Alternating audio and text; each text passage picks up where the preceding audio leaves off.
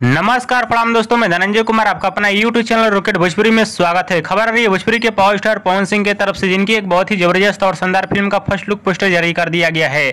आज इसी फिल्म के बारे में आप सभी को बहुत ही बड़ी खबर देने वाला हूं इस वीडियो में। हाँ तो दोस्तों, इस वीडियो को लास्ट तक देखते रहें और जो लोग मेरे चैनल को अभी तक सब्सक्राइब नहीं किए हैं वो लोग कर लें, क्योंकि हमारे चैनल पर भोजपुरी का हर खबर सबसे पहले आता है।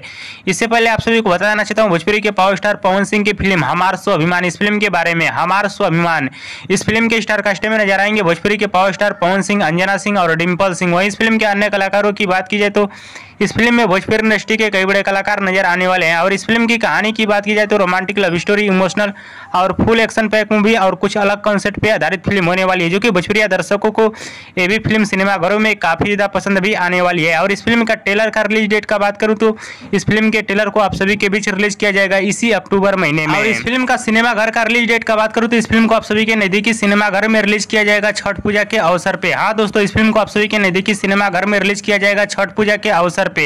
और एक बार जरूर इस फिल्म को अपने नजदीकी सिनेमाघर में देखिएगा, बहुत ही शानदार फिल्म होने वाली है।